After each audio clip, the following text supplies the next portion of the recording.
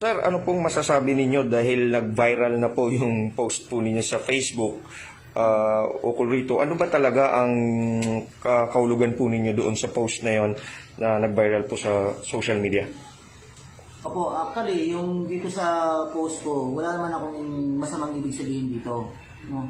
Ang pinopoint ko lang dito is yung sinabi ko dito na lesson learned, kahit na maputi na ang buhok o ubanin na tayo, ay matuto tayong respeto sa ating mga kapulisan. At mahirap talaga kalaban yung pagtitimpi at pagpapasensya.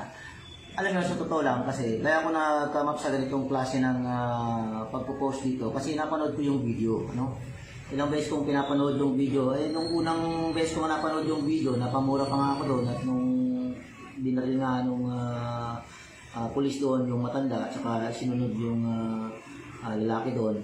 And nung inulit ko yung video, doon ko na siya parang na-gets na yung istorya nung sa video na yun. And doon ko nga nakita na hindi sana matitrigger kumbaga yung ng pulis doon kung dahil sa kawalang respeto na rin yung doon, yung matanda kumbaga. Pero hindi ko sinasabi na o kinakampi tama yung ginawa ng pulis. Mali yung ginawa ng pulis doon sa pagpatay. Maling-mali talaga doon. Ang pino-point out ko lang naman dito is yung sabi ko, sana kahit may edad na yung isang tao, dapat talaga magkaroon pa rin siya ng respeto sa ating mga kapulisan. Kasi yan na ngayon ang parang nawawala na sa atin ngayon, no, yung pagre-respeto natin sa ating mga kapulisan. And ganoon na kumbaga kadali yung ating panguhusga sa mga kapulisan natin. Kaya siguro, na-trigger na rin yung pulis doon. And yung sinabi ko dito na mahirap kalaban yung pagtitipi at pagpapasensya, talagang totoo po yun. Kahit sino po na mabait na tao, at talagang pag natitrigger talaga, nawawala talaga yung sarili niya sa pagtitimpi at pagpapasensya. And yun lang, dahil na siyempre akala ng mga tao na nakakabasa dito, kinakampihan ko yung ng pulis. Ay hindi ho. Kinokondem ko yung ginawa ng pulis na pagpatay doon. Maling-mali ho yung ginawa ng pulis na pagpatay doon. Ang pinapoint out ko lang naman ho dito, sana ho, kumbaga kahit na ano man ang estado natin sa buhay, matanda, bata, nasa tamang edad, dapat ho magkaroon pa rin tayo ng respeto sa ating mga kapulisan. Tama ho yung sinasabi nila yung mga iba ho nagsasabi na ang respeto daw ay hindi ho yan na pusang hinihingi, kumbaga in-earn daw yan.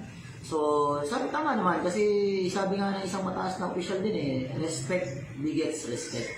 So, yun po ang ibig kong sabihin doon. Kaya po naisip ko itong ganitong post ko. Hindi ko naman po akalain na tatanggapin nyo ng negative ito ng social media. No? Pero ang point ko dito is wala ho akong masamang pinapayaw dito sa aking pinost dito.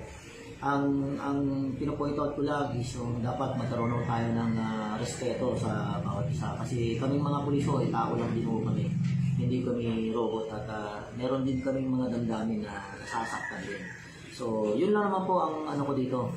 At suffer the consequences nga, ika nga. So, tinanggap ng social media ito na negative. So, wala ko tayong magagawa. Pero ang akin lang naman ho dito, hindi ho negative ang pinupoint out ko dito.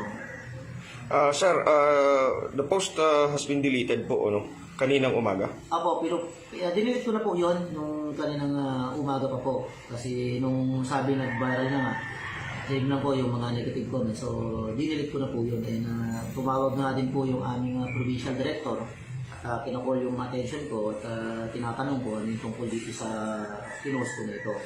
So, pinaliwanag ko rin sa aming provincial director na ang nilagay ko lang naman dito yung post ko na sabi kong kawalan ng respeto kasi sa ating mga kapulisan. So, bali po sir, pinapasagot po ngayon po kayo ngayon ng Provincial Command?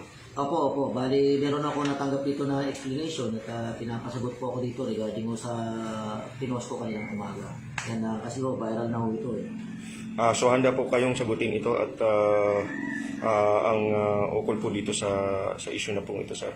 Opo, kaya ko pong sagutin ito at ako malinis po ang konsensya ko dito na hindi ko po sinisisi dito yung matanda kung bakit siya binaril. Ang point ko dito is yung kawalan ng respeto sa buong istorya ng video na yun. Yun lang naman po ang pinpoint ko dito. Sir, sakali man po kayo nasa sitwasyon noong pulis, ano po ang gagawin niyo sakali po na mangyari po yun sa inyo, sir? Actually, sa akin, wala, hindi, sa 15 years kong servisyo, hindi pa ako nangyari sa akin yan. At, alam ko naman ako sa sarili ko. Yung mga taong nag-judge sa akin na kung ano yung sinasabi nila sa akin, karapatan ko nila yan, mag-comment sila ng gano'n. Ako, alam ko ang sarili ko, and umabot ako sa ganitong taon ng pagservisyo ko na ako po may maximum tolerance talaga ako pagdating sa ganitong mga Opo. So sir, ano po masasabi po ninyo doon sa mga negative comments sa social media at saka yung iba po na iba rin yung interpretasyon po ukol doon sa yung post? Sa akin, no, normal lang naman yan. At social media yan eh. Sanay na tayo dyan.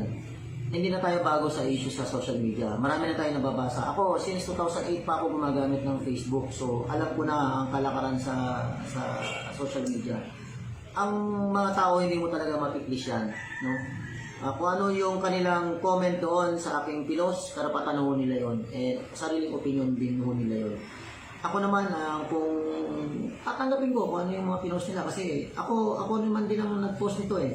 So, ang sa akin lang, kung ano man ho yung kanilang comment doon, positive or negative, pabor sa akin or hindi pabor sa akin, karapatan ho nila yon. At social media ho yan eh.